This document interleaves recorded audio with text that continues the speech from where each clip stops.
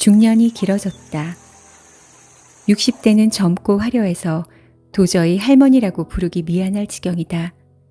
그런 상황이고 보니 후기 고령자라 불리는 75세까지는 아줌마가 좋을 것 같다.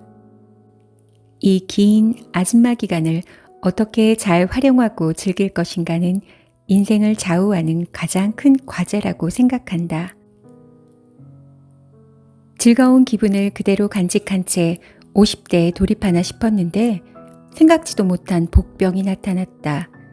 말로만 듣던 갱년기 증상이었다.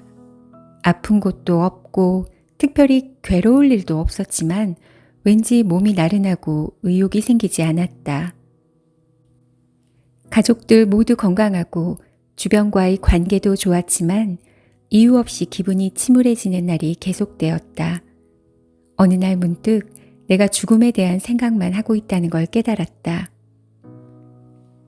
이런 증상이 3년 정도 된 후에야 이런 게 갱년기인가 하고 짐작하게 되었다. 이렇게 갱년기 속에서 나의 50대는 시작되었다. 누구나 50대는 인생의 중요한 전환점을 맞게 된다. 지금까지의 삶을 되돌아보고 앞으로 갈 길을 멀리 내다보는, 악보로 치면 긴 쉼표와 같은 휴식기가 필요한 게 아닐까? 몸과 마음의 변화와 라이프 스타일의 변화, 그저 지금까지의 연장이라고 생각했던 인생에 갑자기 휑한 구멍이 뚫리는 것처럼 느껴지는 것은 그 때문인 것 같다. 이 공허함을 채우면서 우리는 50대의 계단을 찬찬히 올라가야 한다. 인생 후반전에 접어들면서 미래는 점점 줄어들기만 한다. 이제 할 수 있는 일이 얼마 남지 않은 것일까? 이대로 다시 무언가에 뜨거운 마음을 갖지 못하고 늙어갈 일만 남았을까? 이런 막연한 불안과 체념이 내 공허함의 정체였는지도 모른다. 확실히 50대는 큰 병에 걸리거나 체력이 떨어져도 이상할 게 없는 나이다. 영원히 예전과 같을 수는 없는 노릇이다. 그렇게 생각하자 언젠간 해야지 라고 생각만 하고 못한 일이 몇 개 있었지. 앞으로 영영 못하게 된 일도 분명 있을 거야. 지금이라도 목록을 써서 실천해 나가야겠어 라는 마음이 솟아올랐다.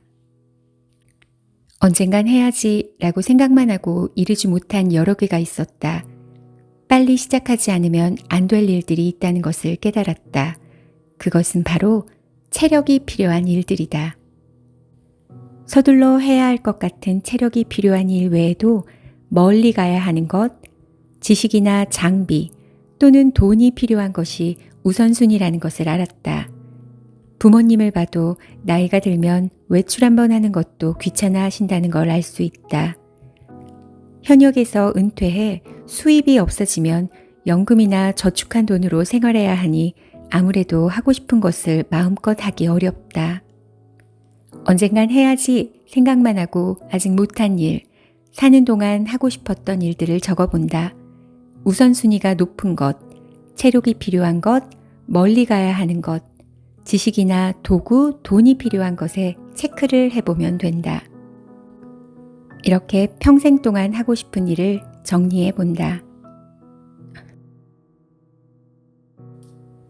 어떤 집안일이든 가리지 않고 다 좋아하는 사람은 극소수이지 않을까? 나로 말할 것 같으면 요리를 좋아한다. 하지만 청소는 좋아하지 않는다.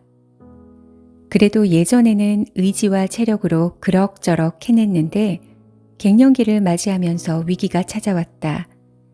아침 시간에 기력이 떨어져 청소를 할 수 없게 된 것이다. 가족들은 내가 아침에 기운이 없어 하는 것을 모른다. 가끔 남자 중에는 집안일을 할 줄 모르는 것을 마치 자랑하듯 이야기하는데 그럴 때마다 불편하다. 나는 유능하고 바쁜 사람이어서 집안일은 하지 않고 지낸다. 그러니 못하는 게 당연하다 라고 당당히 말하는데 사실 부끄러워해야 할 일이 아닐까? 나는 살아갈 능력이 없다 라고 말하는 것과 같으니 말이다. 청소, 밥, 빨래, 생존을 위한 집안일은 누구나 마땅히 할 수 있어야 하고 못하면 부끄러운 것이지만 레스토랑에 뒤지지 않는 음식을 만들고 집안 구석구석을 반짝반짝 윤나게 닦는 것. 이런 취미의 집안일은 개인의 취미다. 하고 싶은 사람만 하면 된다. 요즘 나는 별로 좋아하지 않는 청소는 생존의 집안일 수준으로 하고 좋아하는 요리는 취미의 집안일로서 비중을 늘려가고 있다. 아이들도 다 커서 제 일은 스스로 할 수 있고 남편도 집안일을 조금씩 분담하고 있다. 집안일의 주 담당자로서의 역할은 이쯤에서 반납할 생각이다. 하고 싶은 집안일과 하고 싶지 않은 집안일의 종류는 앞으로 계속 변할지도 모른다. 취미 이외의 집안일도 중요하다. 하지만 되도록이면 평생 생존을 위한 집안일을 할 수 있는 수준이면 좋겠고 가족들도 각자 그래줬으면 좋겠다. 원래 인간은 유전자적으로 가장 거리가 먼 상대를 배우자로 선택한다고 한다. 자신과 다른 요소가 많은 상대를 선택해야 다양한 환경에 적응할 수 있는 자손을 남길 수 있기 때문인 것이다. 부부가 사사건건 의견이 다른 것은 생물학적으로도 매우 합리적인 것이므로 어쩔 도리가 없다. 여행을 가면 나는 등산을 하거나 유적지를 구경하는 등 여기저기 돌아다니는 것을 좋아하는데 남편은 느긋하게 쉬고만 싶어 한다. 영화를 봐도 나는 SF나 판타지 요소가 강한 것을 좋아하고 남편은 화려한 액션물을 좋아한다. 내가 즐기는 아웃도어도 남편에게는 고역일 수밖에 없는 것 같다. 하지만 가끔씩 함께 할 수 있는 상대가 있다는 건 역시 좋은 일이다. 부부의 형태도 다양하다. 함께 지내는 시간이 많아졌다고 해서 무엇이든 다 함께 할 필요는 없다고 생각한다. 서로의 차이를 인정하고 각자 좋아하는 대로 행동하는 것이다. 그러면서 가끔 함께 즐길 수 있는 일을 찾아 관계를 지속시켜 나간다. 중요한 것은 그것을 잘 의논해서 서로 확실하게 해두는 것이다. 수십 년을 같이 살았다 해도 서로의 생각을 다 아는 건 절대 불가능하니까. 요즘 전철을 타거나 쇼핑을 하러 가면 낮 시간에는 고령자가 눈에 많이 띈다. 100세 시대는 현실이 되어가는 듯하다. 하지만 그 말을 듣고 마냥 기뻐하는 사람은 없는 것 같다. 은퇴한 후에 그렇게 오래 산다면 인생의 전반부 모두를 노후를 위해서 일해야 한다. 우리가 노후를 위해 태어났는가? 얼떨결에 장수를 하게 될까봐 모두가 두려워하고 있다. 50년의 인생이 지나고 나면 나머지는 덤이다 라는 말이 있다. 아이들이 거의 성인이 된 나도 이미 덤으로 주어진 인생을 살고 있는 것이다. 덤이라고 해서 결코 중요하지 않다거나 없어도 좋다는 의미는 아니라고 생각한다. 오히려 덤이니까 더욱 진정한 삶을 살 수 있는 게 아닐까?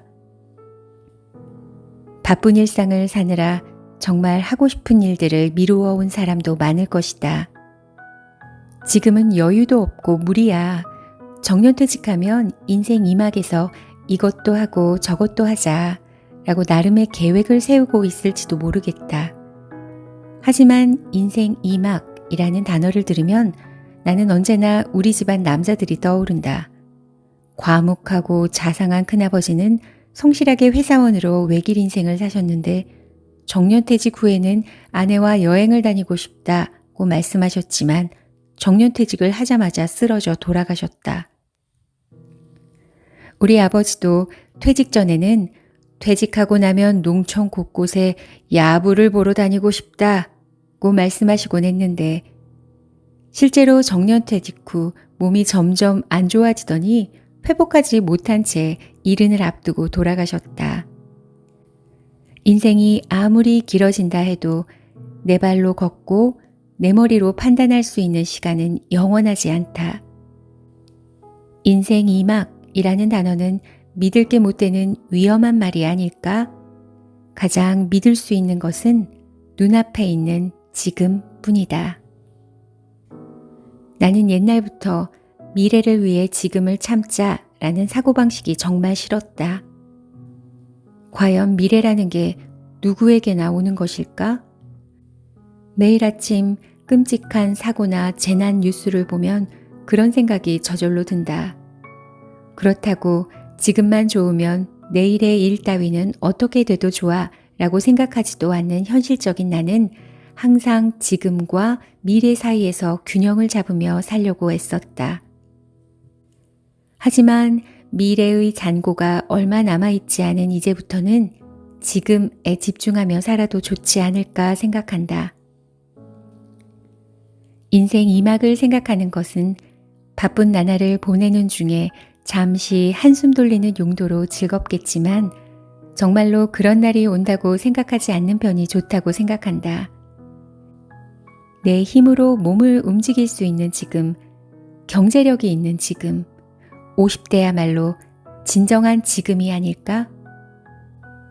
지금이라면 할 수 있어 라고 마음먹은 일부터 주저없이 도전할 생각이다.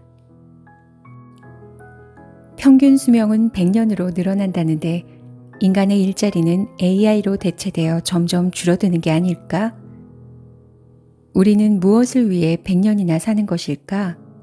인간은 왜 AI를 만들어냈을까? AI는 실수를 하지 않고 통증을 느끼지 않는다. 화를 내지도 않고 슬퍼하지도 않으며 질투나 후회 같은 것도 하지 않는다. 요컨대 괴로워하지 않는다. 인간은 온갖 괴로움으로부터 벗어나기 위해 AI를 만들었다. 그것은 훌륭한 성과를 올리고 있다. 그렇다면 AI가 못하는 건 뭘까? 그것은 바로 고통에서 도망치지 않는 것이 아닐까 하는 생각이 들었다. 누구라도 그럴 테지만 나도 물론 괴로운 것은 싫다. 아픈 것도 싫고 화나는 장면은 보고 싶지 않다. 누군가와 헤어지는 슬픔, 뛰어난 누군가와 비교될 때의 질투심, 그때 그렇게 할 걸 하고 후회하는 마음, 가능하면 모두 피해가고 싶다. 덥지도 춥지도 않은 안전한 곳에 맛있는 것만 먹고 즐거운 일만 하며 살고 싶다. 하지만 그것은 어쩌면 인간으로서의 삶을 포기하는 것과 같지 않을까? AI가 아무리 편리한 생활을 제공하더라도 아마 인간의 고통은 사라지지 않을 것이다. 지금도 모두 불안에 차 있다. 갑자기 괴한을 만나면 어떡하지? 돈도 별로 없는데 정말로 100살까지 살게 되면 어떡하지? 인간의 욕망에 한계가 없듯이 불안에도 한계가 없다. 최후에 남겨진 인간의 아름다움이란 괴로움을 정면으로 마주하고 자신이 할 수 있는 일을 하는 것이라 생각한다.